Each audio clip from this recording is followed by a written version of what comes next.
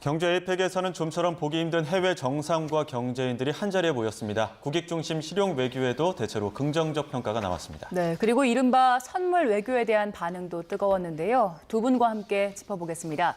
이승훈 민주당 전 전략기획 부위원장, 윤기찬 국민의힘 법률위 부위원장과 함께합니다. 어서 오세요. 안녕하세요. 앞서 저희가 민주당 최고위 연결해서는 그 경제 성과라든지 외교 성과에 대해서 굉장히 많은 칭찬들이 나왔는데 일단 두 분 총평도 한번 들어보겠습니다. 점수로 매긴다면 먼저 들어볼까요? 저는 앞으로 A+++가 될 수 있는 A로 좀 시작해 보겠다라고 생각합니다. 왜냐하면 지금 한중 관계나 한미 관계가 아직 마무리는 안 됐잖아요. 특히 한중 관계 같은 경우는 13년 만인가요? 한국에 왔었는데 아직은 뭔가 마무리는 못한 느낌이에요. 내년에 또 에이펙에 중국에 가서 이재명 대통령이 정말 마무리를 함으로써 A++가 될 수 있는 충분한 준비가 마쳐졌다. 그리고 한미 관세 협상과 관련해서도 아주 성공적으로 토대를 만들었고 이제 도장만 찍을 일만 있기 때문에 그 도장 찍을 때까지 최대한 더 노력한다라고 한다면 한미 동맹도 더 강화될 것 같다는 생각이 들고요. 지도자 한 명 바뀌었을 뿐인데 굉장히 나라가 안정적으로 돌아간다는 측면이 있고 그 지도자가 내가 정말 잘했다, 뭐 정치권에서 잘했다 이런 건 큰 의미가 없거든요. 주가의 방향이 계속해서 오르고 있다는 것. 과거의 정치인들이 뭐 5천까지 가겠다, 7천까지 가겠다 했습니다만 계속 제자리 걸음이었는데 정부에 대한 신뢰도 세계 경제에 대한 안정감을 좀 이재명 정부가 주다 보니까 정말 한 4천까지는 갈 수 있겠다 저도 생각했는데 5천을 향해서 가고 있다는 측면에서는 국민들이 이재명 정부에 대해서 정말로 안정감을 가지고 있고 장밋빛 청사진을 만끽하고 있다 이런 생각이 듭니다. 어떻게 보십니까? 일단은 전 세계가 실제 안보적 측면에서 보면 신냉전이잖아요. 이 신냉전 질서가 약 잡혀 있는 상황이고 경제적 측면에서도 그 연장선상에서 사실 이제 보호무역주의, 그러니까 새로운 플랫폼이 생기는 중이란 말이죠. 이전에 그 중국이 2001년도인가요?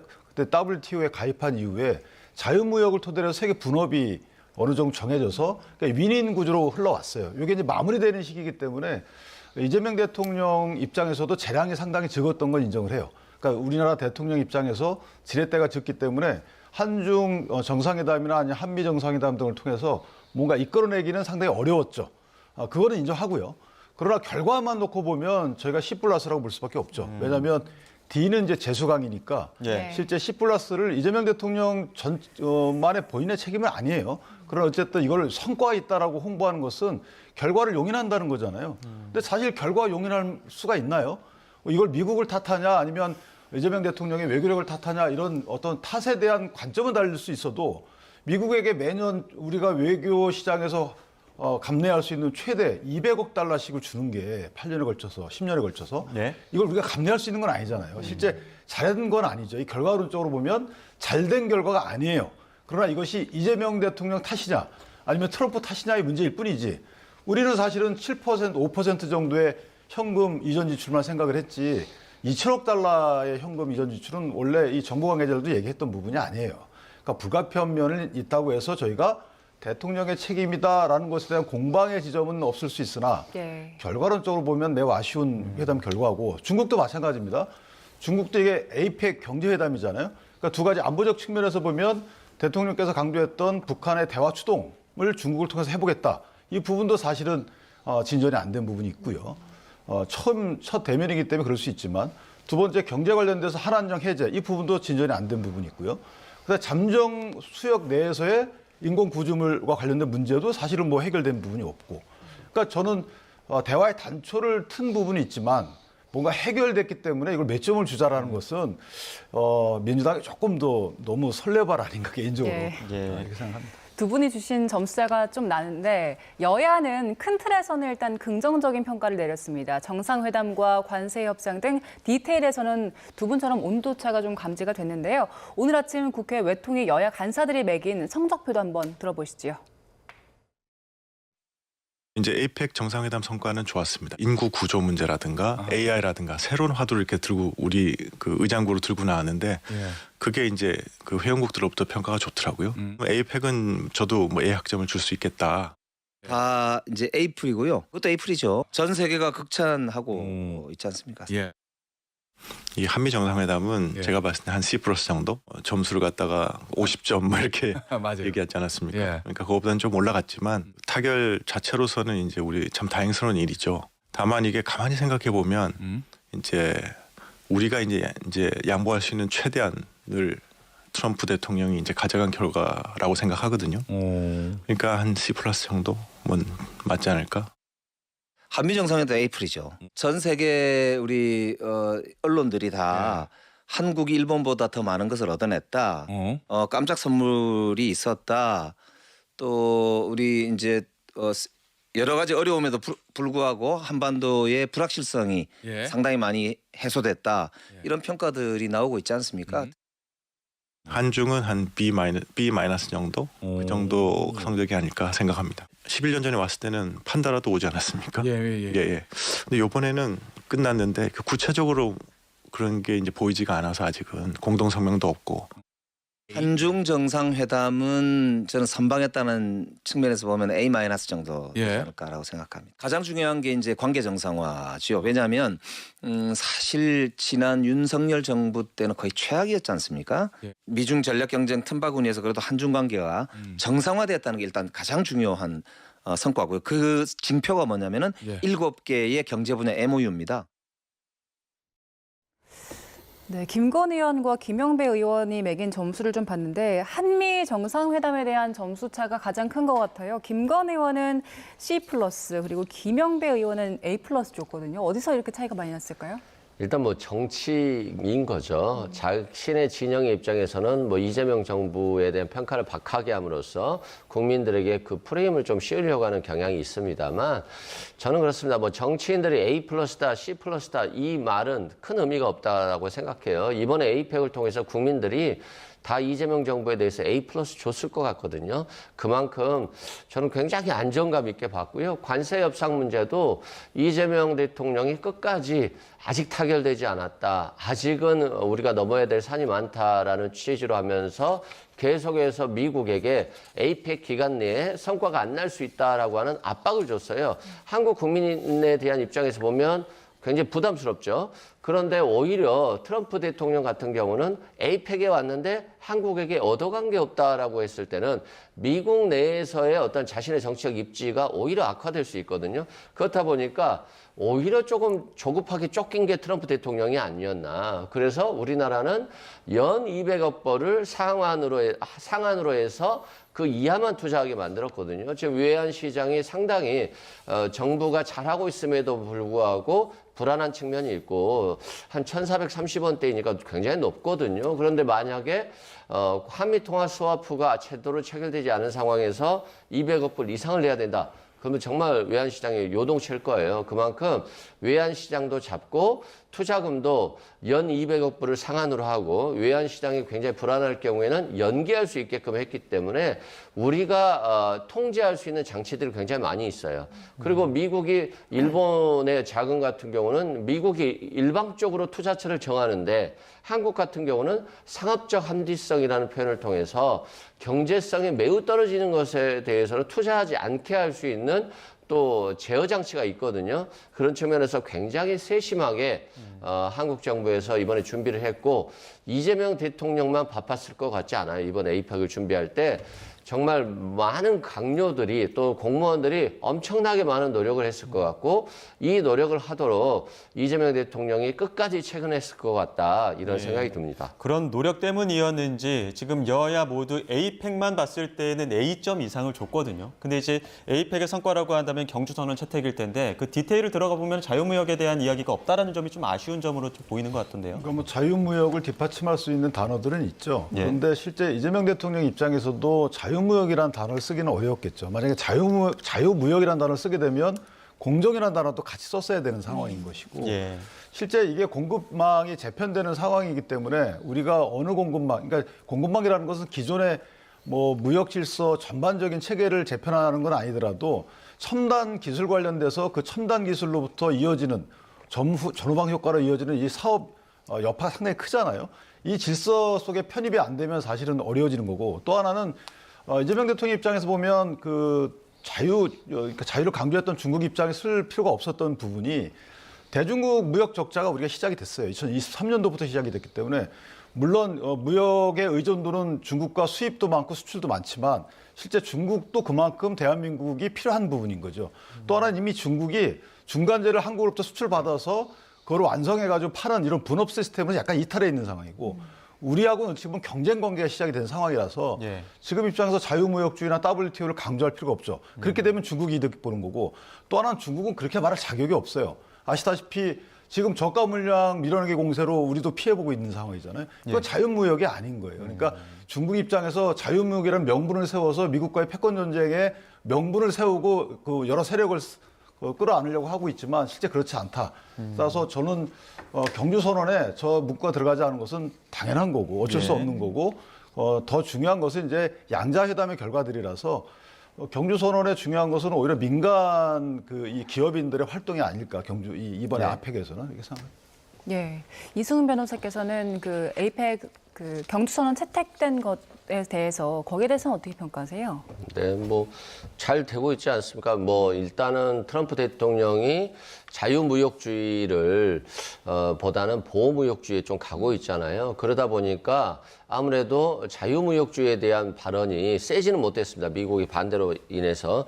그럼에도 불구하고 다자무역이 중요하다라고 하는 부분에 대한 뉘앙스들은 충분히 나왔고요. 특히 문화창조산업과 관련해서도 이 문화라고 하는 것은 한국에 굉장히 강점을 가지고 있잖아요. K-컬처, K-문화, 공연 이런 거에 대해서 전 세계가 굉장히 집중하고 있기 때문에 이런 것들을 굉장히 잘 우리나라가 수출할 수 있는 것들, 특히 이제 중국에도 시진핑 주석에게도 박진영 위원장인가요? 예. 그 중국에서 공연하고 싶다. 그러니까 바로 그러면 베이징에서 한번 공연할 기회를 주겠다라고 했는데 여기에 대해서 처음부터 확 열지는 않겠습니다만 또 한 번 가보면 그 다음부터 또 열릴 수 있는 가능성이 있지 않겠습니까? 특히 AI라든가 인구 구조 문제에 대해서도 많은 얘기가 있었고요.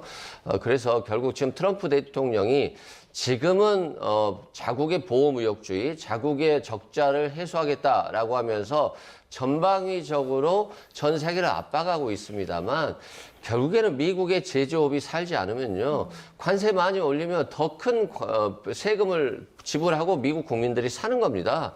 미국 제조업이 발전해야 되는 것인데 미국의 제조업이 발전하지 못하는 것들은 인구 구조라든가 또 인건비가 굉장히 비싸잖아요. 그 많은 인건비를 통해서 제조업이 불화한다는 것은 어렵기 때문에 자유무역주의로 결국에는 저는 회귀할 수밖에 없다라고 생각되고 과거에는 트럼프 대통령이 너무 중국만 견제했었는데 중국 적자가 많이 축소됐어요. 반면에 일본, 한국, 인도, 동남아시아로 적자가 늘어나기 때문에 한미일 동맹까지도 조금은 공격적으로 이렇게 공격을 하는 측면에서 좀 간극이 벌어지고 있거든요. 결국에는 트럼프 대통령이 억지로 뭔가를 맞추려고 하고 있습니다만 결국 자연적 순리적으로 돌아올 수밖에 없기 때문에 한국이 잘 준비하면 충분히 이 위기를 기회로 만들 수 있다 이런 생각이 듭니다. 예, 자 지금 이 에이펙의 외곽에서 경제인들의 활동도 굉장히 주목을 많이 받았습니다. 특히나 부자 보이즈라고 이제 이름이 붙여졌던데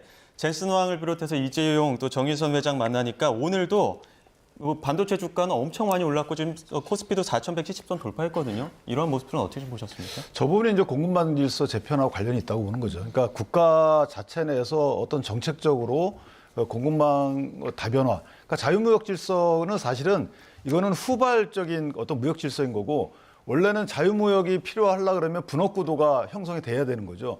분업구도가 형성이 돼야지만 자유무역이 윈윈되는 거지. 만약 분업구도가 없이 자유무역이라는 성립될 수가 없어요. 그러니까 지금도 마찬가지입니다. 첨단 기술을 정점으로 둔 분업구도가 뭔가 형성이 돼야지만 거기에 저희가 끼어들어야 가야지만 자유무역으로 국가적 부를 창출하는 거기 때문에 그런 하나의 그 단초가 뭐냐면 이제 엔비디아라는 회사와 삼성, 현대 이런 구도인 거죠.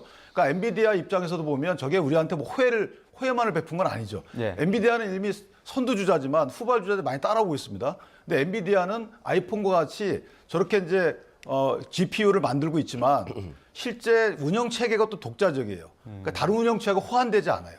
어찌 보면 이 호환되지 않는 운영 체계에 삼성이라는 그 굴지의 기업을 끼워놓고 하나의 본인들의 아성을 쌓아가는 거죠. 그러니까 이게 대한민국에 뭐 GPU 26만 장 줬다 그래서 파는 거잖아요. 예. 우리가 엔비디아를 무조건 박칠 건 아니고 본인들도 사업적으로 상당히 아성을 쌓아가는 거기 때문에 자, 이런 그 본인의 이점하고 우리 대한민국의 이점이 윈윈되고 있잖아요. 이것이 국가적 공급망이 재편되고 있는 하나의 신호탄인 거죠. 이걸 하나 단적으로 보여준 겁니다. 우리 이렇게 공급망을 만들어가고 있으니까 당신 기업들도 줄 서. 저는 이렇게 평가를 하거든요. 따라서 저 부분은 일단 대한민국은 굉장히 우호적인 거죠.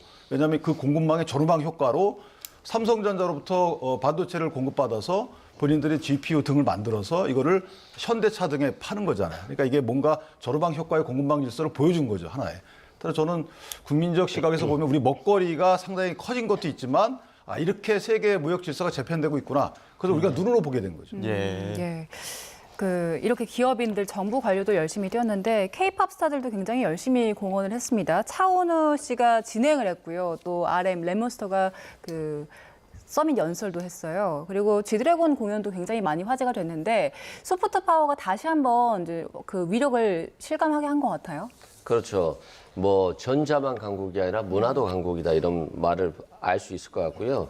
저는 차은우 씨가 군대 간지 몰랐거든요. 근데 이번에 군대 MC를 보면서 군대 갔다는 얘기를 알게 됐는데요. 그만큼 또 이 문화가 국가 경쟁력이지 않습니까?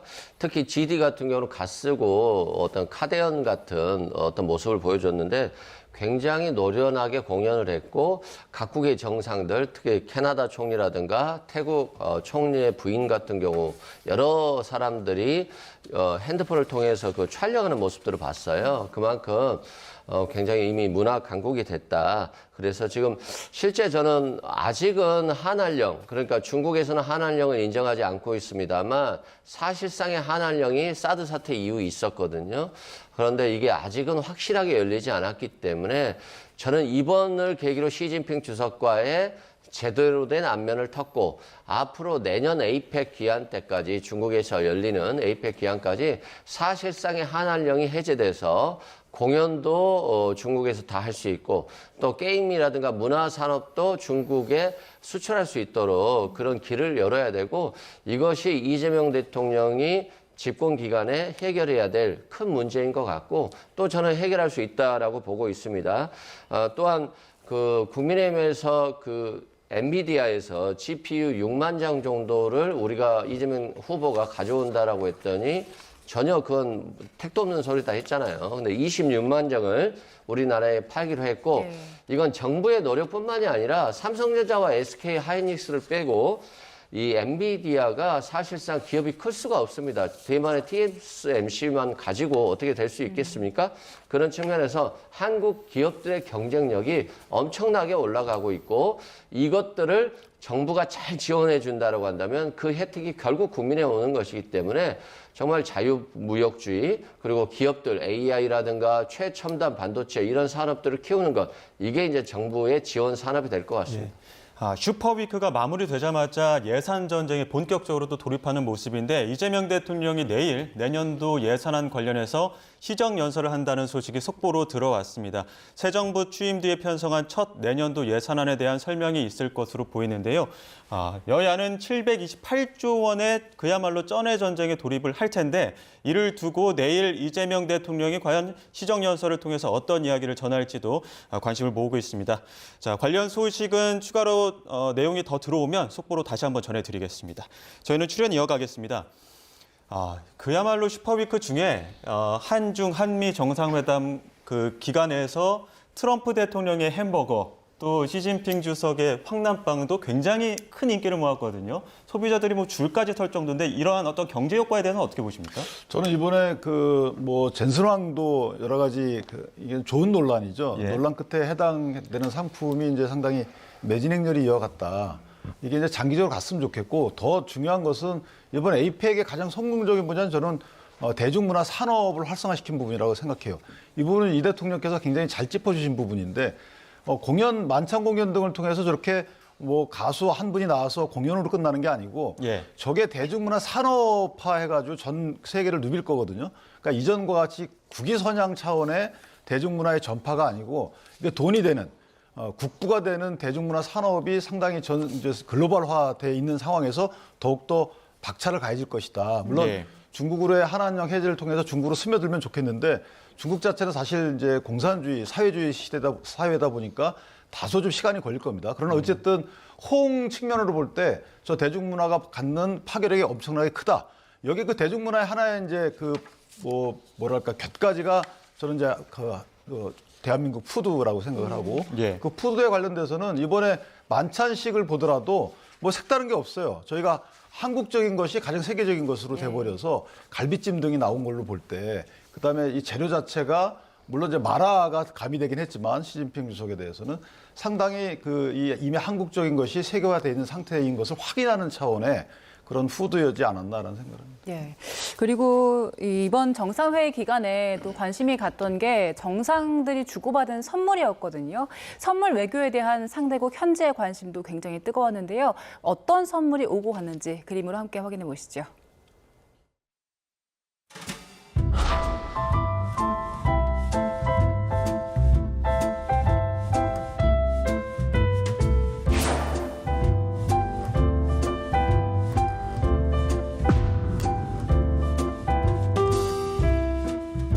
한국과 미국 간의 새로운 시대를 위하여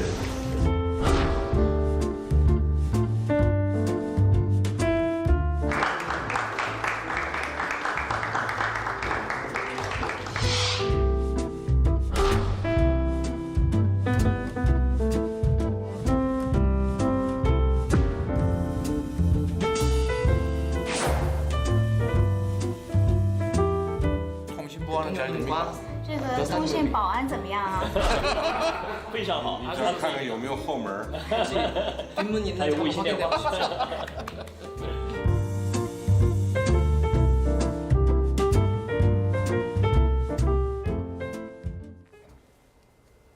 네, 그 트럼프 대통령에게 금관을 선물했기 때문에 시진핑 주석에게는 어떤 선물할까 관심이었는데 굉장히 여러 가지로 세심하게 관심을 가진 것 같아요. 어떻게 평가하세요?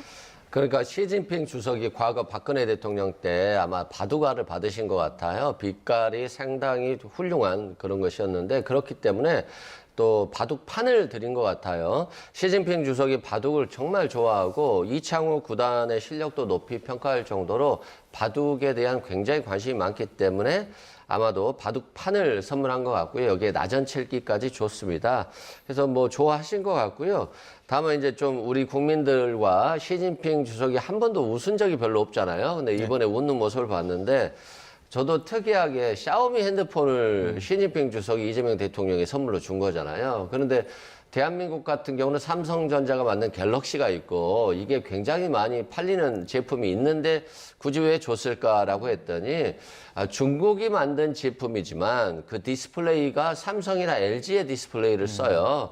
그래서 아마도 한국과 중국이 떼어낼 수 없는 경제적인 공동체 역할이다라고 하는 모습들을 좀 보여준 것 같은데 이걸 또 이재명 대통령이 통신 보안 잘 되냐라고 하니까 또 시진핑 주석도 확실히 또 연륜도 있으시고 여유가 있는 것 같아요. 뒷문 있는지 조심해라. 그러니까 뭐 해킹 들어오는지 조심해라라고 하면서 농담을 하면서 굉장히 웃었는데 저게 이제 사소한 웃음이지만 저 웃음을 통해서 뭔가 긴장 관계, 엄숙한 관계 모습들이 조금은 풀렸다. 그래서 저는 내년이 더 기대된다. 정말 한한령이 좀 풀려가지고 예. 박근혜 정부 때 사드 사태로 인해서 정말 한중 관계가 많이 막혔는데 이번에는 여행이 풀렸고 다음에는 공연이라든가 게임이라든가 모든 문화가 중국으로 갈 수 있도록 수출될 수 있도록 좋은 기대를 좀 해봅니다. 예.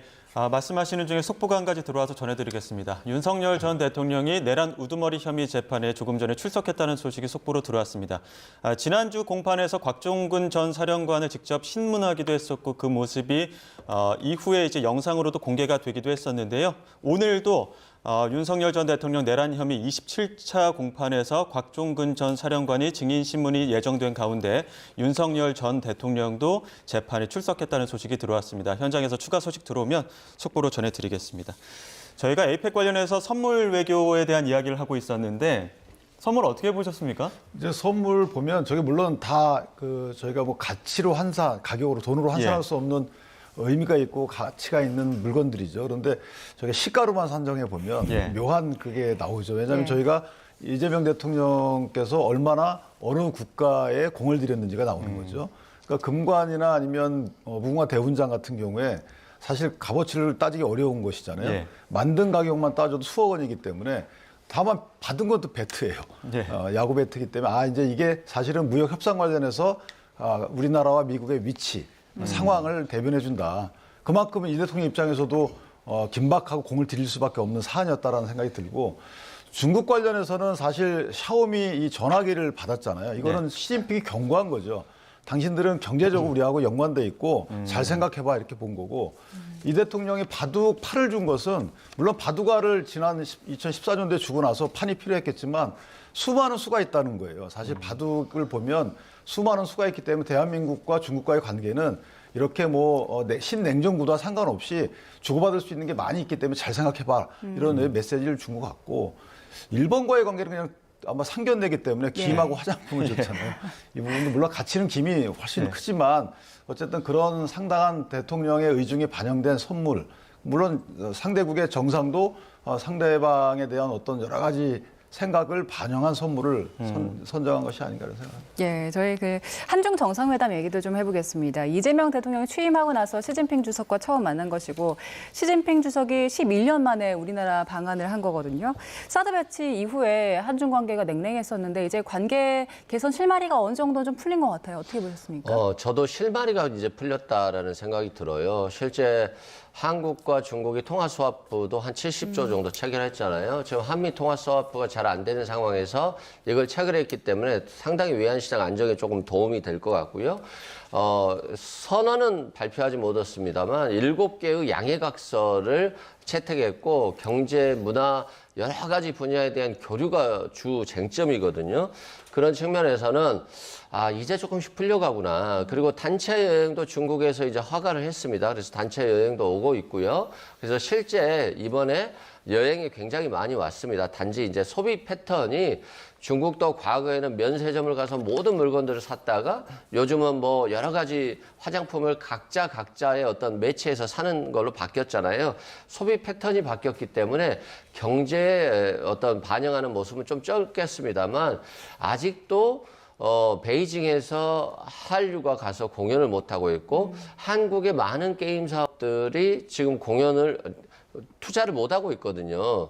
근데 이것들이 실제 한국의 공연이라든가 한국의 게임이 중국에 가면 굉장히 중국인들이 환호하거든요. 근데 이게 막혀 있고 아직 풀리지 못했어요. 이번에 정부도 오히려 아직은 완벽하게 풀리지 않았다. 주의해야 된다. 이런 차원의 말을 하면서 국민들이 혹시라도 착오가 있을까 봐 오히려 좀 견제해주는 역할을 하고 있거든요. 그만큼 정부가 신중하게 나아가고 있고 시 주석의 어떤 마음을 불편하지 않게 하면서도 시 주석과의 관계를 굉장히 잘 탄탄하게 가져가려고 저는 이번에 트럼프 대통령에게는 무궁화 훈장과 금관을 주면서 선물 공세를 했습니다만 중국 국가주석과는 굉장히 인간관계를 넓히려고 하는 중국어로 따지면 관시라고 하죠. 그 관시를 넓히려고 하는 굉장히 세심한 배려가 좀 돋보였어요. 그런 측면에서 저는 내년에 정말 한중 관계가 완벽하게 풀릴 수 있는 동반자 관계가 될 수 있도록 이재명 대통령이 최선을 다할 것이다라고 생각됩니다. 앞서 윤 부원장께서는 이제 시진핑 주석의 선물 안에는 경고성 메시지도 담겨 있지 않을까라는 분석도 해주셨는데 실제로도 시진핑 주석이 공개 발언을 통해서 협력을 굉장히 많이 강조했거든요. 이러한 측면들을 좀 어떻게 해석해 볼 수 있을까요? 그러니까 협력이라는 것이 사실은 이제 어떤 친선적인 의미의 협력을 말하는 건 아니죠. 국가 정상 간의 친분이 외교적인 어떤 방향을 정할 때 어느 정도 자원하지만 실제 국익 관련해서 따지는 거라서 이건 이제 경제적인 측면의 협력과 뭐 안보적인 측면의 협력이 필요할 것이다. 그러니까 미국 경도를 좀 경계하는 듯한 이런 또 내용이 다 들어간 것이고 일반적인 의미의 어떤 협력, 우호적인 협력 이런 걸 얘기하는 것 같지는 않아요. 예. 그러니까 동북아를 같이 이끌어 나가자, 미국 쪽으로 경도되지 말자. 왜냐하면 중일 간의 관계를 보면 노골적으로 상대방의 약점이나 민감한 부분을 건드리잖아요. 그러니까 일본의 지금 산하의 그 총리 같은 경우에도 그런 부분을 얘기하고 있고, 그러니까 결국은 대한민국이 그나마 상당히 중국 입장에서 보면 뭔가 같은 입장 변화를 끌어낼 수 있는 위치에 있다고 보기 때문에 그런 거기 때문에 이재명 대통령 입장에서 굉장히 더 조심스러웠을 수도 있습니다.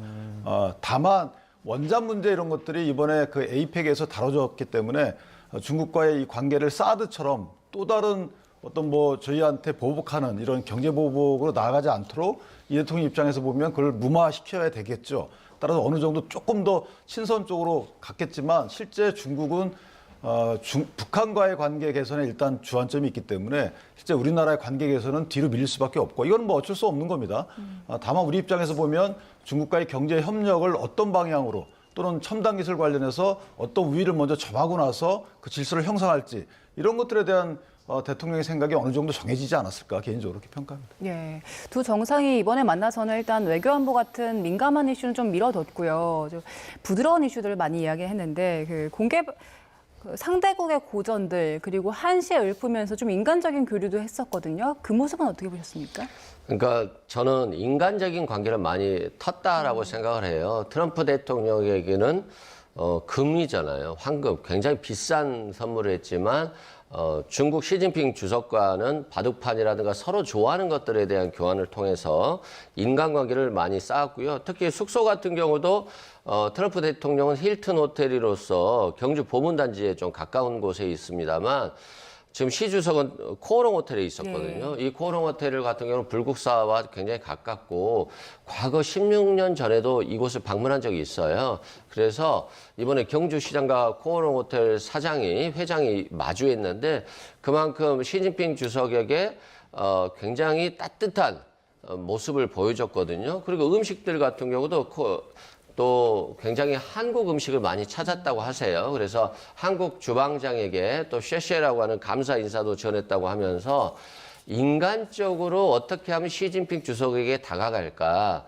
일단 시진핑 주석도 사회주의 세력이잖아요. 여기는 시진핑 주석의 입김이 절대적인 곳이기 때문에 시진핑 주석의 마음을 사지 않으면 결국 중국과의 교류, 문화, 협력, 경제, 안보 모든 분야에 있어서 협력이 어려워지기 때문에 음식 하나하나에도 또 시 구절 하나하나에도 모든 것에 정성을 쏟았다. 정말 국빈 방문이었기 때문에 저는 시 주석이 이번에 굉장히 마음이 좀 풀렸다라고 생각되고 또 미국과 중국이 굉장히 경쟁 관계로서 첨예하게 다투고 있잖아요. 이 상황에서 한국같이 반도체 산업이 강하고 앞으로 AI 산업도 강하고 모든 분야에 있어서 경제 협력을 하려면 한국이 제외돼서는 안 되거든요. 그런 측면에서 시 주석도 저는 마음을 좀 상당 부분 열었다라고 생각됩니다. 네, 외교 슈퍼위크 여론은 과연 이 부분을 어떻게 좀 바라봤는지 저희가 여론조사 결과를 준비를 했습니다. 여론조사 결과 그래픽으로 보면서 설명드리도록 하겠습니다. 이재명 대통령에 대한 국정 지지율인데요. 긍정평가가 1.8%포인트 소폭 올랐고요. 부정평가는 소폭 하락했습니다. 잘한다는 평가가 대체로 좀 많은 줄을 이뤘었는데 지금 조사 기간은 10월 27일부터 31일. 그러니까 에이펙 기간입니다. 슈퍼위크가 열렸던 기간인데 이 부분에 대해서는 이재명 대통령이 조금 잘하고 있다 이런 평가들이 좀 나온 것 같아요.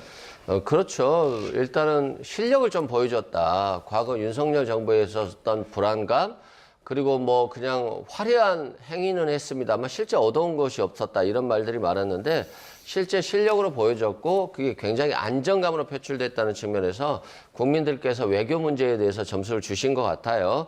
다만 이 53%가 지금 이재명 대통령이 실력과 안정감을 보여준 것에 비해서 저는 좀 짠 점수라고 생각을 합니다. 그래서 아직은 이재명 정부에 대해서 견제감을 좀 가지고 있구나라고 생각되고 앞으로 올해 또 내년에 더 잘한다라고 한다면 60%를 넘어갈 수도 있기 때문에 지금과 같은 방식으로 이재명 대통령이 안정감과 실력을 계속적으로 보여준다라고 한다면 저는 저 지지율은 굉장히 더 높아질 거라고 보고요. 그럼에도 아직은 경계감을 늦추지 않고 있기 때문에 좀 경계감을 풀 수 있도록 더 잘해야 되겠다 이런 생각이 듭니다. 윤 부원장께서 어떻게 보세요? 저는 이제 애쓰셨다, 고생하셨다라는 정도의 국민적 평가가 아닌가 싶고요. 저는 이제 민주당의 평도 좀 아쉬운 부분이 아까 제가 말씀드린 것처럼 그 과정에 있어서는 이재명 대통령이 움직일 수 있는 공간이 적었어요. 그건 뭐 국제 정세가 그랬으니까. 그런데 그 결과를 저렇게 칭찬할 건 아니죠. 결과가 아쉽다. 예. 대통령이 많이 애쓰셨지만 결과가 아쉽다. 이렇게 평가해야 되는 게 여당의 평가이죠. 왜냐하면 지금 한미 관세 협상의 그 결과를 우리가 저걸 박수 칠 만한 결과는 아닌 건 다 인정되는 건데 따라서 여론의 저 정도 뭐 오차범위 내이지만 소폭 반등이 있었던 부분은 대통령께서 애쓰셨다라는 국민적 평가가 아닐까 이렇게 평가합니다. 예, 조금 전에 속보가 한 가지 들어왔는데요. SK 하이닉스의 주가가 60만 원을 돌파했다는 소식이 조금 전에 들어왔습니다. 처음으로 그 60만 원 넘긴 건데요. 아마 지난주 있었던 그 에이펙 정상회담의 영향이 좀 긍정적으로 끼친 것 같습니다. SK 하이닉스 주가가 60만 원이 돌파했다는 소식이 조금 전에 들어왔고요. 저희가 관련해서는 잠시 뒤에 취재기자 연결해서 조금 더 자세하게 정리해드리겠습니다. 앞서 윤 전 변호사께서는 일단 아쉽다, 애쓰셨지만 아쉽다라는 이야기를 했어야 된다는 말씀 주셨는데 그 아쉽다는 말씀 속에는 아무래도 이제 남은 과제가 많기 때문이겠죠. 한미 관세 협상만 두고 봤을 때 러트닉 장관이 반도체 관세나 아니면 농산물 시장 개방과 관련해서 우리와 조금 다른 취지의 이야기를 하고 있거든요. 그 주장을 하는 데에 대해서 앞으로 우리가 또 어떻게 그 간극을 좁혀 나가야 될까요? 저는 이미 쌀 소고기 협상 같은 건 끝났다라고 봐요. 여긴 절대 수입하지 않는다. 그리고 반도체 부분도 대만의 TSMC보다는 최애국 대우를 한다. 그래서 대만보다 더 나쁜 조건은 없을 것이다라고 하는 것을 미국이 약속했다라고 보고요. 다만 국내 정치용으로 미국이 아직은 그 농업 분야의 시민들로부터 많은 지지를 받고 있는 게 트럼프 대통령이거든요. 그런데 쌀 소고기 협상은 그냥 수출을 안 하는 걸로 했어요. 농업 분야는 전혀 건드리지 않기로 했어요. 뭐 이런 것들이 결국에는 트럼프 대통령의 치적이 아닌 거잖아요. 그리고 TSMC 등 대만과의 아직도 협상도 있기 때문에 대만 너희들은 아무리 잘해도 한국보다는 못해.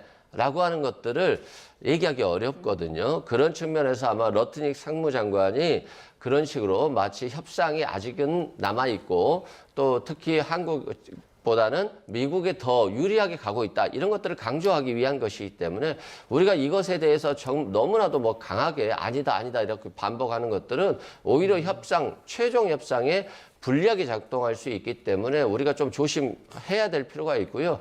앞으로도 서명하기 전까지는 최대한 국익을 위한 그런 협상 전략을 이어가야 될 것 같습니다. 예, 말씀하신 그 서명 부분에서 좀 아직까지 안 된 부분이 있잖아요. 물론 이제 그 문서화 될 때까지는 치열한 또 물밑에서 협상을 하겠죠. 그런데 예.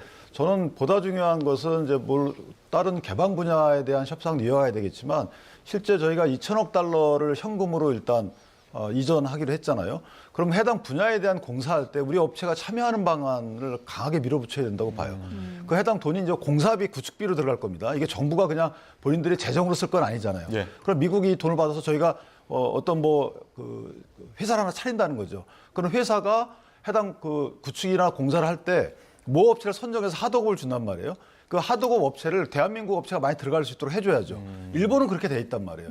일본 같은 경우에 3천억 달러 이상이 뭐 에너지 분야 하면 에너지 어느 기업체가 들어가는지 일본은 벌써 그게 정해져 있어요.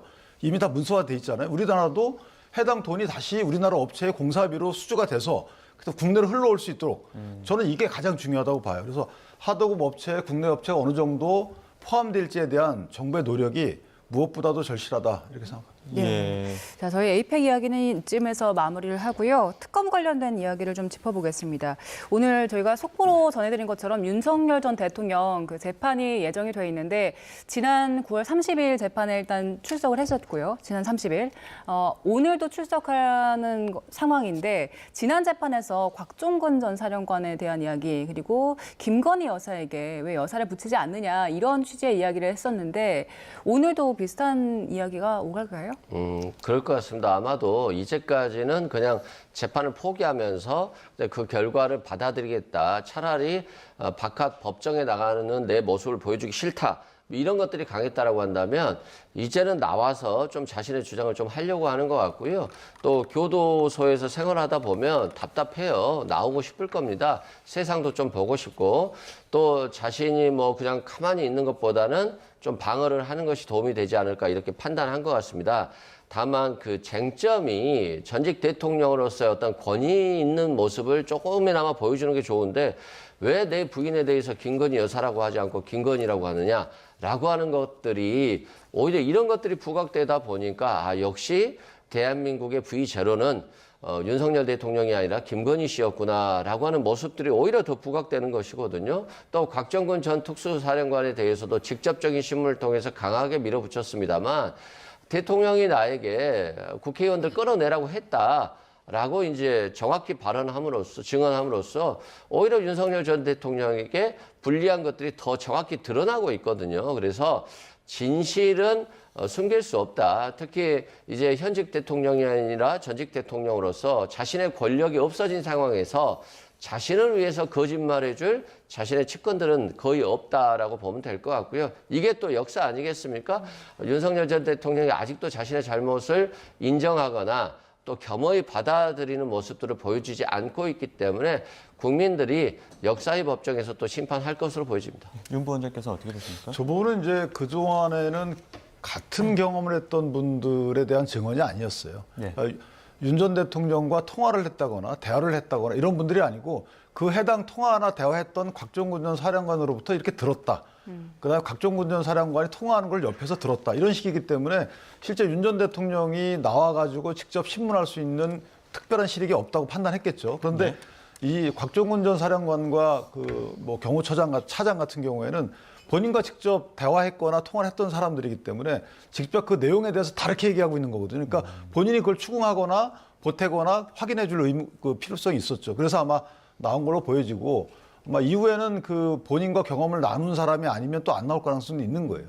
예, 알겠습니다. 여기까지 듣도록 하겠습니다. 지금까지 이승훈 민주당 전 전략기획부위원장, 윤기찬 국민의힘 법률위 부위원장 두 분과 함께했습니다. 고맙습니다. 고맙습니다.